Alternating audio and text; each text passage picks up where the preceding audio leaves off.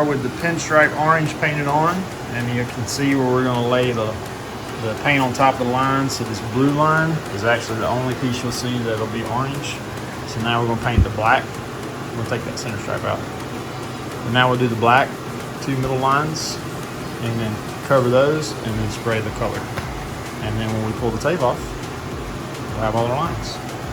So here's the orange. Quite difficult laying out the lines, I can tell you that right now. And when you get the center line, go ahead and make a notch in it, because you're going to, obviously when we tape off the black, we're going to have to tape off that center line again. But we won't paint to lay, we'll paint the whole section black, and then we'll tape off the black lines, and then that center section will fill with body color. All right, here it is with all the base coat done. Stripes came out nice. I mean, it's pretty glossy without a clear coat. So just finished it up, dried enough to pull the tape off, so now we'll clear coat the whole thing within the next 24 hours, which will be tomorrow. But that turned out really nice. Body works nice and straight. Take your time. That's why this video is taking so long to get here, because it's taken me a month and a half to get this body right. So the plan is to get this body clear coated, then we'll put it on the car and essentially start the final assembly over here on the car, which is putting the carpet in. And it's in Valley right now. And then we'll line up the hood on the car so we get the stripes exactly right for the hood, the trunk. Doors are just painting the doors. All right, check that out. All clear coated. I'm talking, man, you can't even feel that. Well, you can a little bit. Got it. Honestly, I'm just speechless. It's beautiful. Turned out awesome. So next, I did some color sanding. Got a little bit of orange peel here and there. You can see it pretty good down through there. When we get done color sanding and buffing, this sucker will be like glass. I'm telling you what, though, that's a beautiful combination. Went ahead and did some carpet, because what we gotta do is get the carpet on, seat belts in, seats, get everything in. It's easy to put in now before we put the body on. Like I said before, we gotta get the body on here before I can paint the hood and doors. That's the update coming together. Okay, the chassis is completely ready for the body. You gotta make sure you put any of the last weather stripping on. Make sure your hinges are open good. Mount the seats. Definitely make sure your seat belts are in the right position. I found that with the labels right there is about right, because it was going to be really hard to get in here. Got the sound system mounted. Man, we're ready to mount the body. That'll be up next. Put the body on, and then we'll line up the hood, the trunk, finish painting it, and it's literally off to the races. So we got everything mounted on the body. It needs to go on the body before we put it on the car. That includes the Le Mans cap, the tail lights, the louvers, the headlights, and the brake dust grills. So now it'll be easier to connect those things when we put the body on the car, which we're doing right now. It's a tighter space than I imagined it.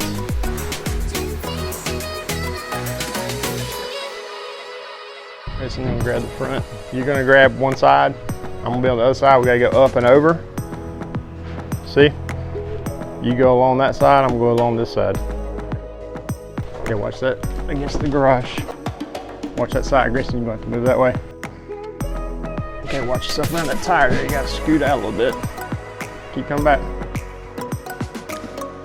Dalton, grab the other side. Grayson, go down. Are you over to the front, Grayson? You need to go back. I need to come toward you. Good job, gang. Thank you, guys. That wasn't so hard, was it? Whew.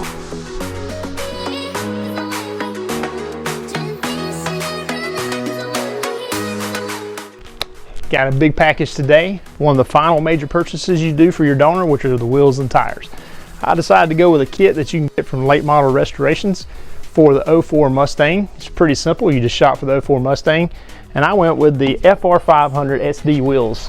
These things are quite nice. Fully glossed, great looking wheels and tires, and the Nitos.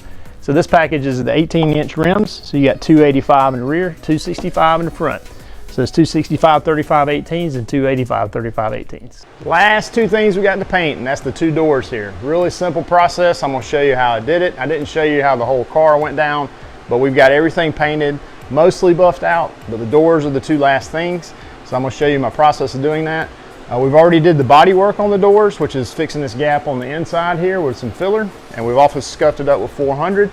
And now we're gonna wipe it down with some lint-free cloth with some wax and grease remover, and we're ready to prime this thing.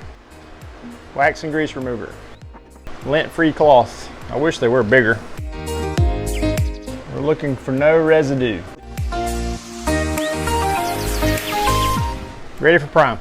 Using a 2K primer for the Cobra, and what we're going to do is do a 4-to-1. So you got 4 parts of a 2K primer, 1 part activator, and we're going to do a little more than 1 part for the reducer, because this stuff is really thick and you want to thin it up, not too much, but enough to where it'll run through the gun.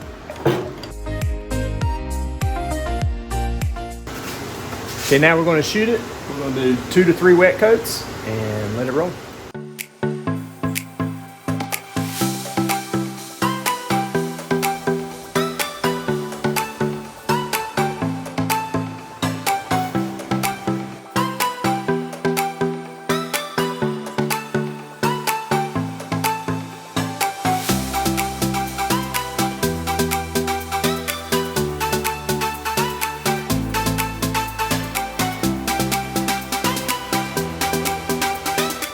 Three's probably good enough, but I've got a cup full of primer. We're going to use it, and we're going to focus on this last coat on the edges, because that's where you tend to sand through sometimes. So we get those nice and thick.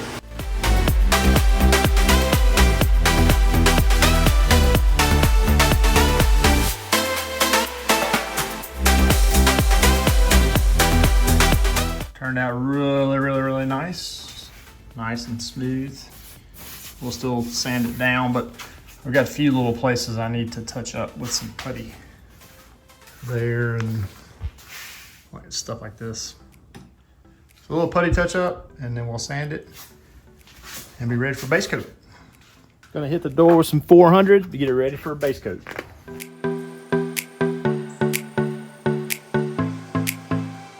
Okay, just like we did with priming it, we're gonna wipe it down with wax and grease remover. Even though we just finished sanding it, just make sure you're getting everything off of it.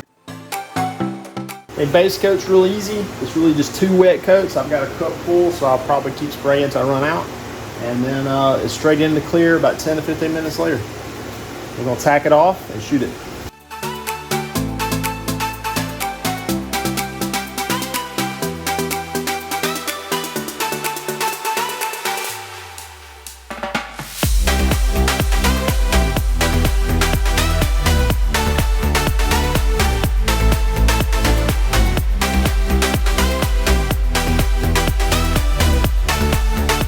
Quick check of the base coat before we get on the clear coat. We're looking for runs or any spots we missed. I actually ended up doing about 3 coats here because I had so much in my cup. We did a really great job. I did. No runs in it. If you did, what you could do is take a little bit of reducer or lacquer thinner, wipe it right off, and spray it again. Thank goodness we didn't have to do that. We're ready for clear coat. I'm gonna shoot 1 coat for you. It gets really foggy in here. I'll probably end up doing about 4 or 5 coats on these doors, because when we go to color sand it, these areas like right here will tend to sand through the clear coat.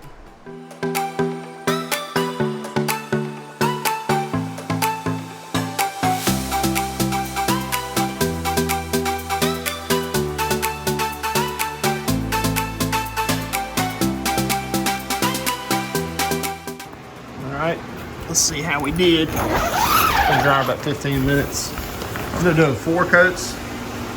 So the biggest thing you're worried about is runs. I don't see any. Nice, looks like candy coating. What we'll do is we'll hit it with 1000 grit and 2000 grit and buff it, and it looks like glass. But that is your Audi Nardo gray. And that is the last pieces that I had to paint. I don't see any runs anywhere, which is good. Clear coat's very particular. It just so happens today's about 82 degrees, low humidity. That's exactly what's perfect for the hardener I used.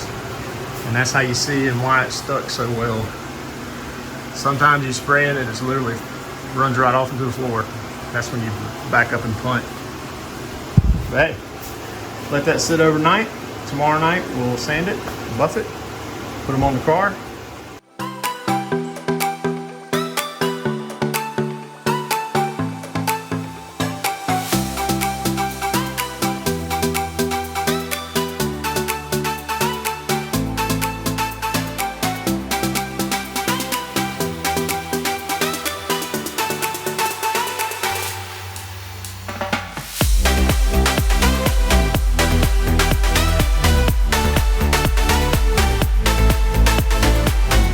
One last item on the final assembly, and that would be the nameplate from Factory 5. It has the VIN number on it and what it is and the year manufactured. Of course, we know we just finished it this year. Has an area to, someone could get it inscribed with a VIN number if you get an assigned VIN from the state that you registered in. Also, a little bit of nostalgia on the back. There's no doubt who built the car. Finished riveting that in, and she's done.